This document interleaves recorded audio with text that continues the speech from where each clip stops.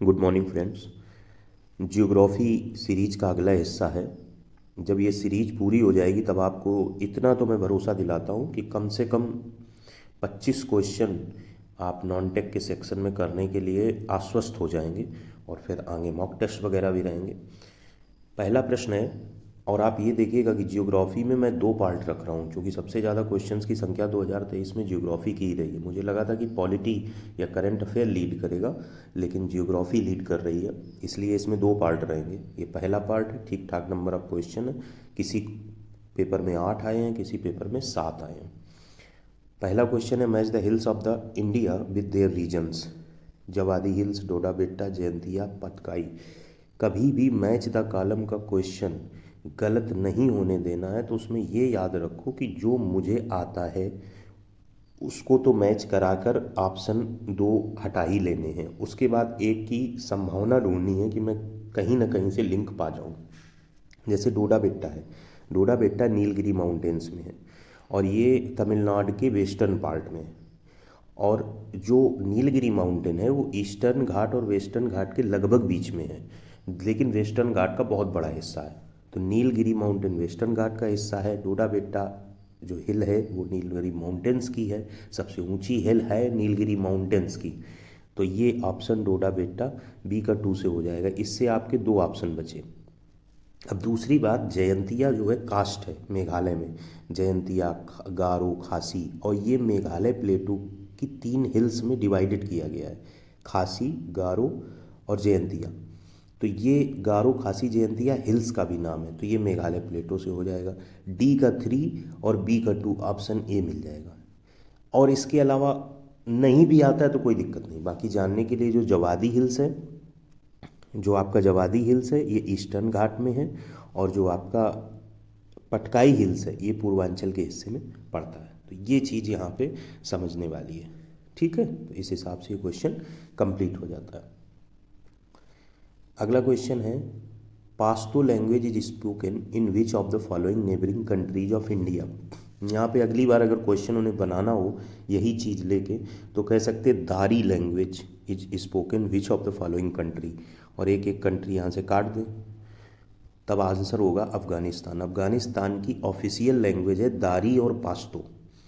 पाश्तो पाकिस्तान में भी बोली जाती है, अफ़गानिस्तान में भी बोली जाती है। पाश्तो ऑफिशियल या नेशनल लैंग्वेज है अफ़गानिस्तान की, 1936 में बनी थी और मोर देन 35 मिलियन पीपल के द्वारा बोली जाती है। तो अफ़गानिस्तान और पाकिस्तान में पाश्तो लैंग्वेज बोली जाती है। दारी लैंग्वेज और पाश्तो लैंग्वेज ये दोनों ऑफिशियल लैंग्वेज हैं अफ़गानिस्तान की, ठीक है। इस तरीके से ये चीज़ आपकी पूरी हो जाती है। अगला क्वेश्चन है, which of the city is known as silicon plateau. कौन सी सिटी सिलिकॉन प्लेटो के नाम से जानी जाती है? तो ये बोली जाती है बेंगलोर। सिलिकॉन प्लेटो या सिलिकॉन वैली ऑफ इंडिया भी बोलते हैं इसको, ये बेंगलोर बोली जाती है। क्यों बोली जाती है? आईटी सिटी है, ये आईटी सिटी है। जो सिलिकॉन वैली ऑफ इंडिया बोला जाता है वो आईटी सिटी है, या सिलिकॉन प्लेटो भी लिख दिया जाता है। बेंगलोर आईटी सिटी है। अगला क्वेश्चन है, match the column with column A with column B. Structure आपके सामने दिया है और मैच करना है। ये क्वेश्चन थोड़ा सा ऐसा था कि एक तरीके का आपको थोड़ा प्रॉब्लमेटिक फील करा दे सोल्यूशन के पॉइंट ऑफ व्यू से, लेकिन इसमें कुछ भी प्रॉब्लमेटिक नहीं है। ये सामने सामने सीधे लिखे हुए हैं, जो रॉक्स हैं उनका स्ट्रक्चर है। चूँकि है क्या, जब आप इसकी रिसर्च में जाएंगे तो सेडिमेंटेशन, रॉक स्ट्रेटिफिकेशन और लैमिनेशन को भी शो करेगा, थोड़ा बहुत फोलिएशन को भी शो करेगा। ये इग्नियस मेटामॉर्फिक के साथ थोड़ा थोड़ा हो जाएगा।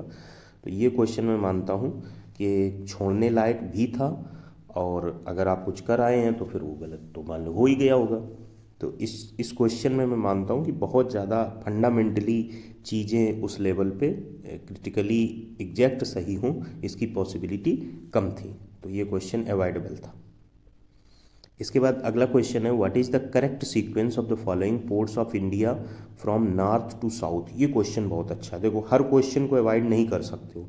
पोर्ट आपको पढ़ना है, पोर्ट आपको पढ़ना है जियोग्राफी में, और पढ़ने का तरीका मैं आपको सीधे सीधे बता रहा हूँ। केवल 13 मेजर पोर्ट हैं, उनको आप ध्यान से पढ़ लो, और कोई क्वेश्चन पोर्ट का आएगा गलत नहीं होगा जो मैं यहाँ पे बता रहा हूँ।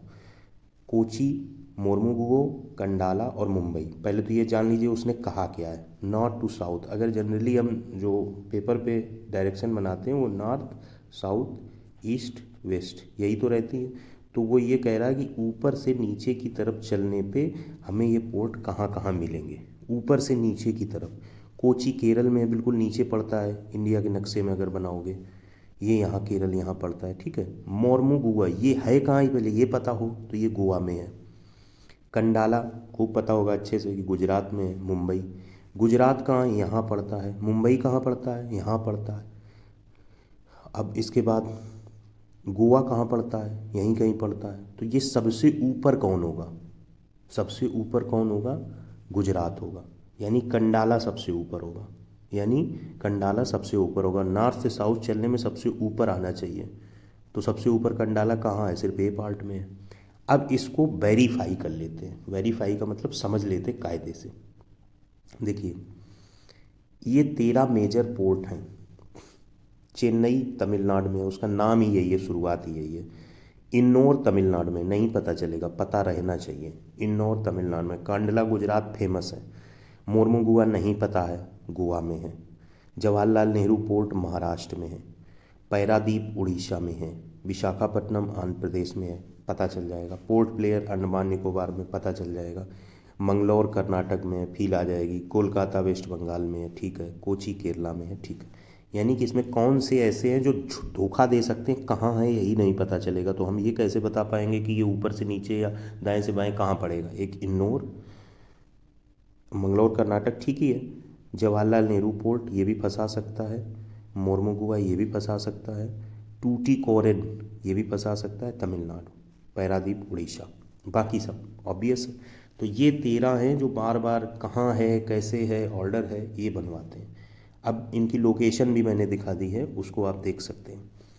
जैसे ये कंडाला है, ठीक। मुंबई वाला यहाँ रहा, ठीक। मोरमुगुआ यहाँ रहा, ठीक। और इसके बाद कोचीन यहाँ रहा। तो वो जो हम ऑर्डर बता रहे थे वो सही था, नॉर्थ से साउथ ये हो जाएगा। बाकी कोलकाता का ये है, पैरादीप इधर पड़ेगा। विशाखापट्टनम, जब उड़ीसा यहाँ है तो यहीं पड़ेगा। विशाखापट्टनम आंध्र प्रदेश यहाँ है तो यही पड़ेगा। तो कम से कम हमें इंडिया के नक्शे में स्टेट की लोकेशन को बहुत अच्छे से देख लेना चाहिए। जैसे गोवा और मुंबई में अगर आप जरा सी कन्फ्यूजन कर गए तो गड़बड़ हो जाएगा, लेकिन थोड़ा बहुत भी अगर देख रखा है नक्शा तो गड़बड़ नहीं होगा। और जैसे मंगलौर उसके नीचे है ना।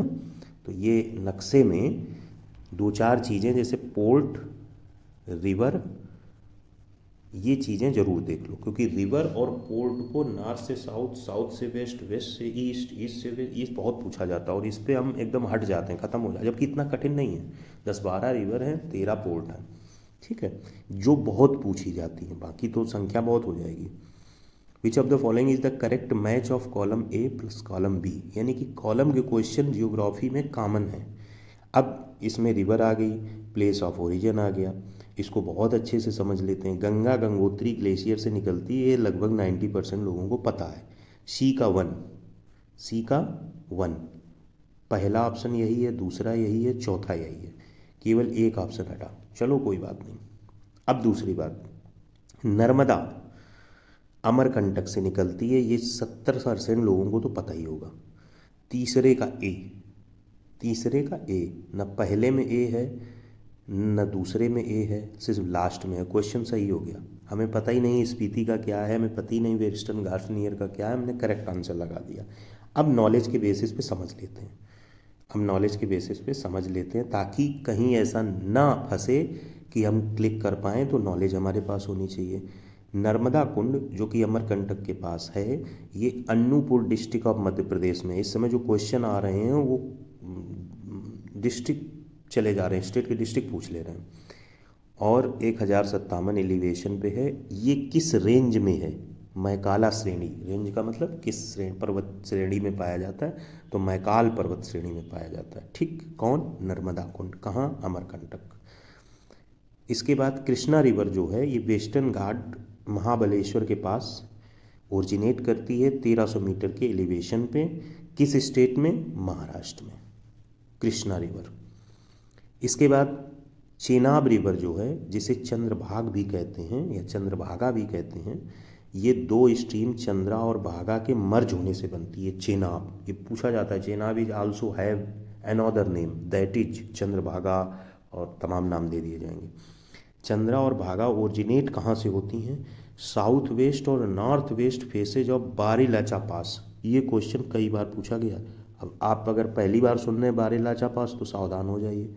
बारेलाचा पास चेनाब नदी के ओरिजिन के तौर पे पूछा जाता है, जबकि रियलिटी है ये चंद्रा और भागा जो स्ट्रीम्स हैं उनका ओरिजिन है, और ये हिमालय कैंटन ऑफ लाहुल और स्पीत वैली में है। ध्यान से सुनना, अगर पूछा जाए चंद्रा जो स्ट्रीम है इसका ओरिजिन क्या है तो बारेलाचा पास। अगर ये पूछा जाए कि चंद्रा जो है उसका ओरिजिन कौन सा है, साउथ वेस्ट बारालाचा पास या north west face of Baralacha pass, ये समझ लीजिए बहुत कठिन क्वेश्चन हो जाएगा ये।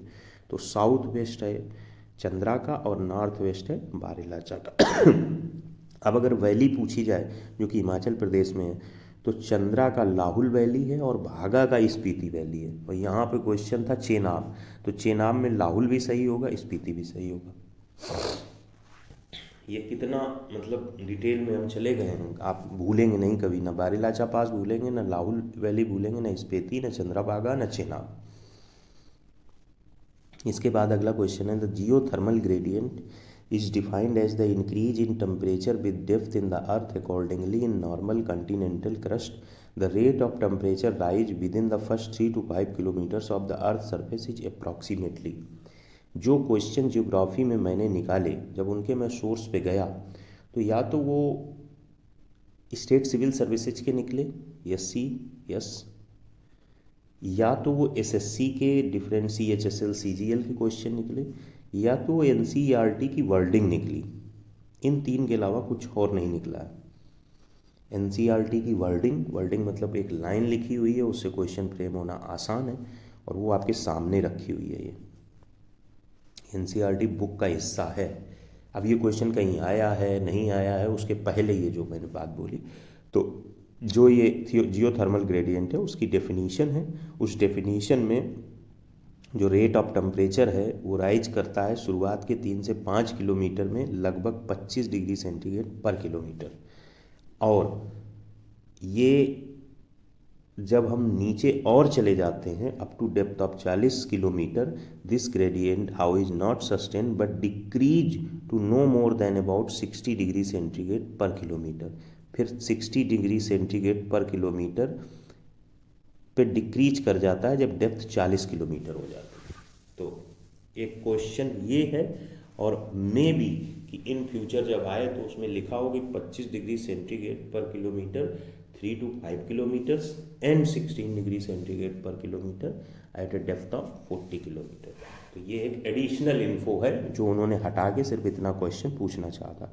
अब वहाँ क्या होता है, जब आप पेपर दे रहे होते हैं तब इतना हिस्सा इतनी ईमानदारी से पढ़ पाना केवल तभी आसान होगा जब जियोग्राफी पे थोड़ा बहुत वक्त दियोगे। और ये भी बता दें, NCERT से जो जियोग्राफी पूछी गई है वो सिर्फ 11th की NCERT से पूछी गई है। ये नहीं कि 6, 7, 8 सबसे पूछी गई, 11th NCERT के ही हिस्से को सबसे ज़्यादा कहा गया।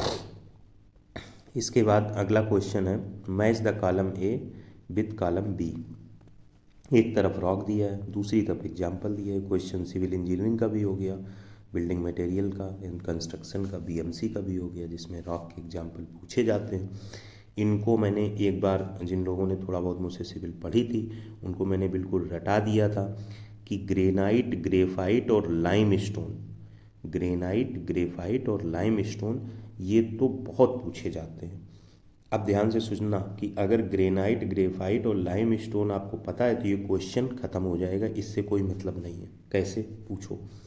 मैंने कहा था ग्रेनाइट जो है वो I के साथ है, GI याद रखो, लेकिन ग्रेफाइट में फिर गड़बड़ कर जाओगे। लेकिन ग्रेनाइट इग्नियस रॉक के साथ है, ग्रेनाइट को इग्नियस रॉक के साथ जोड़ दिया। जो ग्रेफाइट है उसमें R आ जाता है, मतलब नहीं, ग्रेनाइट में भी R होता है, ऐसे याद नहीं रहेगा। ग्रेफाइट में मेटामार्फिक है, P याद रखो। ग्रेफाइट कहाँ याद आया, ग्रेफाइट में P आ जाता है, इग्नियस में P है नहीं। सेडिमेंट्री में पी है नहीं, मेटामार्फिक में पी है, तो ग्रेफाइट में बल्कि पीएच इसमें भी है और ग्रेफाइट में भी पीएच, मेटामार्फिक में ग्रेफाइट हो जाता है। और लाइम स्टोन जो होता है वो सेडिमेंट्री रॉक है। अब इसमें भी लाइम यमी और सेडिमेंट्री में यमी आ जा रहा है, इसमें भी नहीं भूलना है, तो लाइम स्टोन सेडिमेंट्री का हो जाएगा। बाकी डेफिनीशन से तो आप याद रख ही सकते हो, एक अलग चीज़ है 1 का बी 2 का ए। अब 1 का बी 2 का ए ढूंढो तो कहीं नहीं मिलेगा तुम्हें, ध्यान से देखो 1 का बी 2 का ए केवल एक ऑप्शन में मिलेगा, डी पार्ट करेक्ट आंसर हो गया। तो कुछ चीज़ें ऐसी हैं जिन वर्डिंग का मीनिंग अगर सही से आपने पकड़ लिया बताने से तो क्वेश्चन सही होने की प्रोबेबिलिटी हो जाएगी। बाकी जो नीस है, इसको नीस बोलते हैं, ये आपका मेटामार्फिक रॉक होता है। स्लेट, मार्बल, नीस, क्वार्टजाइट और ग्रेफाइट ये मेटामार्फिक में आते हैं। ग्रेनाइट और बेसाल्ट जो आपका होता है वो आपका इग्नियस रॉक में आता है। और जो सैंड स्टोन, लाइम स्टोन और शेल होती हैं ये रॉक्स, ये सेडिमेंट्री में आती हैं। अगला क्वेश्चन है which of the following planets is not one of the 4 outer planets. अब जरा सा क्वेश्चन है और आपको यहाँ पे एक गलती की संभावना दे दी। अगर आपको ये फील आ जाए कि मैं आउटर प्लैनेट कौन से 4 हैं वो याद हैं, वो 4 हैं Jupiter, Saturn, Uranus, Neptune. Jupiter, Saturn, Uranus, Neptune, JSUN। JSU है ही नहीं, एन खत्म, मार्स आंसर हो गया। अब यहीं पे मैंने हटा दिया, यहाँ पे कर दिया 4 इनर प्लैनेट्स। अगली बार इस बार जब क्वेश्चन आया और यहाँ पे 4 ऑप्शन दे दिए, मार्स को भी दे दिया, यहाँ अर्थ कर दिया, यहाँ मरकरी कर दी। अब तो इसमें याद रखना है MBEM, MBEM, JSUN। तो MBEM मरकरी, मार्स, वीनस, अर्थ। तो इस तरीके से ये इनर प्लैनेट है और ये आउटर। कौन इनर होते हैं, कौन आउटर होते हैं? जो नियरेस्ट होते हैं सन के वो इनर बोले जाते हैं, जो फार अवे होते हैं सन के आउटर बोले जाते हैं, यही होता है। तो क्लियर है इनर और आउटर। अगला क्वेश्चन है the Rourkela steel plant was setup in 1959 in collaboration with. किसके कोलैबोरेशन के साथ राउरकेला स्टील प्लांट 1959 में खोला गया था? पहली बात कहाँ खोला गया था? सुंदरगढ़ डिस्ट्रिक्ट ऑफ उड़ीसा में खोला गया था। किसकी मदद से खोला गया था? जर्मनी की मदद से खोला गया था। कब खोला गया था? 1959 में खोला गया था। Identify which of the following statements about the rivers of Kerala are correct. अब वेरी इंपॉर्टेंट, केरला की रिवर पूछी है। 3 चीज़ें केरला में याद रखो, एक सबसे लॉन्गेस्ट रिवर, दूसरा सेकेंड लार्जेस्ट रिवर, तीसरा स्मॉलेस्ट रिवर। तो लॉन्गेस्ट रिवर ऑफ केरला जो है वो पेरियार है। तो जो Periyar is largest, second largest गलत, पेरियार फर्स्ट लार्जेस्ट है। जो बृहत पूजा है, भरत पूजा जो नदी है अन्नामलाई हिल्स के पास, ये लॉन्गेस्ट रिवर नहीं है, ये सेकेंड लार्जेस्ट रिवर है। तो ये भी कोई स्टेटमेंट गलत। जो पंबा रिवर है ये थर्ड लार्जेस्ट रिवर है, जो कि नहीं लिखा है यद्यपि, और वेमो बंदा लेक में गिरती है, ये सही है। तो थर्ड ओनली करेक्ट है। क्वेश्चन में पूछा है कौन सा करेक्ट है, इनमें एक भी ऑप्शन करेक्ट नहीं है। मे बी कि मैंने क्वेश्चन जब सिलेक्ट किया है तो यहाँ पे कोई मिस्टेक हुई हो, तो ये लिखा हो which of the following statements about the rivers of Kerala are not correct या आर इनकरेक्ट, क्योंकि हम क्वेश्चन को पहले गलत साबित नहीं करेंगे। बिल्कुल स्पष्ट है, इसमें कोई डाउट नहीं है कि पहले और दूसरी ऑप्शन गलत है। नॉट करेक्ट में आएगा तो 1 in 2 ओनली सही होगा। अब केरला की इन रिवर से रिलेट करके कुछ फंडामेंटल फैक्ट्स डिस्कस कर लेते हैं। पेरियार रिवर ओरिजिनेट करती है शिवागिरी हिल्स ऑफ वेस्टर्न घाट से। एक क्वेश्चन ये तैयार रखा है, अगली बार पूरी संभावना है। पेरियार नेशनल पार्क के से होके जाती है और पेरियार लेक तक पहुंचती है। शिवागिरी हिल्स याद रखना है। पंबा रिवर केरला की थर्ड लॉन्गेस्ट रिवर है, जो कि पेरियार और भरत पूजा के बिहाइंड ट्रेवल करती है। Along the banks of Pamba river stand the sacred Sabarimala temple. Sabarimala temple के पास में कौन सी नदी है? ये क्वेश्चन बिल्कुल अलग है, इसका कोई लेना देना नहीं है कि हम केरला की रिवर की बात कर रहे हैं। सबरीमाला टेम्पल के पास, जो कि लॉर्ड अयप्पा को डिवोट करती हैं, कौन सी रिवर है? तो पंबा रिवर है। और इसी पंबा रिवर को ही दक्षिण भागीरथी भी कहते हैं। दक्षिणा भागीरथी किसे कहते हैं? पंबा रिवर को। 244 किलोमीटर लंबी है पेरियार और 209 किलोमीटर लंबी है जो दूसरी है भरतपुजा। तो ये याद रख। Shortest river in Kerala is Manjeshwaram river जो सिर्फ 16 किलोमीटर लंबी है। ठीक है, शॉर्टेस्ट रिवर ऑफ केरला मंजे। ये एक अच्छा खासा क्वेश्चन तैयार हो जाता। इसके बाद है the average depth of continental slope ranges between, एक दिया है क्वेश्चन। ये NCERT 11th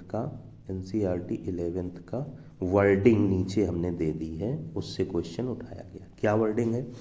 the continental slope connects the continental self and the ocean basins. It begins where the bottom of the continental shelf sharply drops off into a steep slope. The gradient of the slope region varies between 2 to 5 degree. ये जो आपको लिखा है ना ranges between, यहाँ पे लिख सकता था रीजन वेरीज और ऑप्शन बदल देता 1 to 2 degree, 2 to 3 degree, 2 to 5 degree, तो 2 to 5 डिग्री। दूसरी बात, the depth of the slope region varies between 200 से 3000 metre. Correct option C part हो जाएगा। होपफुली इसमें कहीं कोई डाउट नहीं होगा। The Brahmaputra when it enters in India in Arunachal Pradesh is called Tsangpo, Lohit, Jamuna, Dihang. तो इसको बोलते हैं दिहांग। ब्रह्मपुत्र की तगड़ी कहानी है। ब्रह्मपुत्र 2900 किलोमीटर ट्रेवल करती है 4 कंट्रीज के थ्रू, एक चाइना, एक भूटान, एक इंडिया, एक बांग्लादेश, तब जाके कहीं बंगाल की खाड़ी में गिरती है। तो पहला क्वेश्चन यहाँ से कितनी कंट्रीज से होकर जाती है? 4। कहाँ गिरती है? बंगाल की खाड़ी में। इंडिया में ये किन राज्यों से होके जाती है? अरुणाचल प्रदेश और असम। ये तिब्बत में क्या कही जाती है?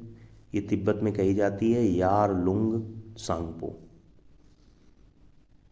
और इंडिया में इसके 3 नाम हैं, लोहित, सियांग और दिहांग, अलग अलग जगह। और जमुना बोला जाता है बांग्लादेश में। इससे क्वेश्चन कितने बन चुके हैं? एक जो यहाँ पे आया, लोहित जो ट्रिब्यूटरी किसकी है? तो ब्रह्मपुत्र की। और बांग्लादेश में इसका नाम क्या है? तो जमुना। जमुना और यमुना में फ़र्क है, वहाँ इसको जमुना उस सेंस में न ले जाना, नहीं ब्रह्मपुत्र को यमुना बना दो तो बांग्लादेश में इसको जमुना बोलते हैं। इस पे भी क्वेश्चन 3 से 4 बार ये पूछा गया कि ब्रह्मपुत्र को बांग्लादेश में क्या बोलते हैं। तो क्लियर? चलिए आगे बढ़ते हैं। Water movement caused by metrological effects. Metrological effects में विंड्स और एटमॉस्फेरिक प्रेशर चेंज को इन्होंने कंसीडर किया। Is referred to as water movement, metrological effects, winds और एटमॉस्फेरिक प्रेशर से जो होता है उसे क्या कहते हैं? Water front, ocean front, wave front, उसको बोलते हैं सर्जेज। अगर थोड़ी बहुत भी हाइड्रोलॉजी पढ़ी होगी तो सर्ज को लेके कोई खास दिक्कत नहीं होगी। Waves are nothing but oscillatory movements that results in the rise and fall of water surface.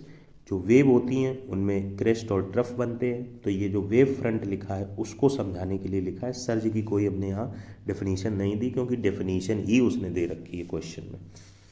अब हमने ये देखा कि अगर water movement, ocean front, water front, wave front और सर्जेज को इस बार पूछा है तो ऐसे कौन सी चीज़ें हैं जिनको अगली बार वो इस सेक्शन से पूछ सकता है जो एकदम नई हो और इम्पॉर्टेंट हो। तो मुझे ये 4 टर्म मिले, गायर, कोलियस फोर्स, ड्रिफ्ट और स्ट्रीम। हम इस पर फोकस कर लेते हैं। Any large system of rotating ocean currents particularly those involve with large wind movements. अगर ओशियन करंट रोटेट कर रही हैं उसमें स्पेसिफिकली लार्ज विंड मूवमेंट्स की वजह से ओशियन करंट रोटेट कर रही हैं तो इसको बोलते हैं गायरी। कुछ लोग इसको जीरी बोलेंगे, गायरी, उच्चारण कुछ भी हो, GYRE याद रखना है। They are caused by the, अब ये बोल दें कि gyre which are the result of large wind movements in the rotating ocean current are caused by या इज कास्ड बाई, आर ज़्यादा सही रहेगा, आर कास्ड बाई क्या लिखा जाएगा? Coriolis force, magnetic force, gravitational force. ये क्वेश्चन शायद आया है UPSC में, तो ये कोलियस फोर्स इंपॉर्टेंट है। When the ocean water moves forward under the influence of prevailing wind, तो इसको बोलते हैं drift. when a large mass of ocean water moves in definite path just like a large river on the continent is called a stream। तो ये तीनों चारों definition अपने आप में बहुत इंपॉर्टेंट है, स्पेसिफिकली जियोग्राफी को जैसे ये टच कर रहे हैं। It is also the part of NCERT 11। अगला क्वेश्चन और लास्ट क्वेश्चन है, which of the following rivers falls into Arabian sea. Arabian sea आपको पता है कहाँ है? गुजरात से इधर को मुंबई के बीच ये वाला जो हिस्सा है ये सारा अरबियन सी है। अब उसने पूछा है कि इसमें कौन सी रिवर गिरती हैं, गंगा, नर्मदा, गोदावरी, कावेरी। अगर आपने रिवर्स ऑन इंडिया मैप थोड़ा बहुत भी देखा है तो आप बड़ी आसानी से बता ले जा पाएंगे कि इसमें कौन सी नदी गिरती है। इसमें नदी गिरती है नर्मदा। जो अरबियन सी में नदी गिरती हैं या फ्लो करती हैं या फॉल होती हैं वो 4 नदी सबसे ज़्यादा महत्वपूर्ण है, ताप्ती, नर्मदा, सिंधु, साबरमती और पूर्णा, 5 मान लीजिए। ये हमने मेंशन भी कर दी है। नर्मदा को रीवा नदी भी कहते हैं और ये मध्य प्रदेश और गुजरात में लोकेट करती है। हमने यहाँ पे थोड़ा सा एक सिंबॉलिक फिगर भी दिखा दिया है। जो नदी है ये आपकी माही नदी है, नर्मदा नदी है, ताप्ती नदी है। तो ये इस तरीके से आपका सेक्शन कंप्लीट होता है। ये 9 अक्टूबर और 10 अक्टूबर के, इसमें 9 अक्टूबर और 10 अक्टूबर के क्वेश्चन थे। अब 2 शिफ्ट के क्वेश्चन और हैं जो लगभग 15 होंगे ऐसा अनुमान हम लगा रहे हैं। अगर 18 हो जाएंगे, 20 हो जाएंगे तो भी, चूँकि ज्योग्राफी ठीक ठाक पूछी गई है पिछली साल इस तरीके से। अब यहाँ पे ये है कि मैं प्रीवियस ईयर के क्वेश्चन क्यों ही दूँ, वो क्या रिपीट होंगे? आप खुद ही बताइए, क्या हमने रिपीट करने के पॉइंट ऑफ व्यू से बताया? तो इस चीज़ को ध्यान रखिए, जब आप किसी भी एग्ज़ाम की तैयारी कर रहे हैं तो उसके PYQ में अपना सर जितना ज़्यादा खपाएंगे उतना ज़्यादा, हम NYQ बोलते हैं उसको, नेक्स्ट ईयर क्वेश्चन है। PYQ is having the exact power to know the nature of NYQ, or PYQ is having the exact power to configure the possibility of next year question or NYQ. So PYQ for any exam is always important. Thanks for watching.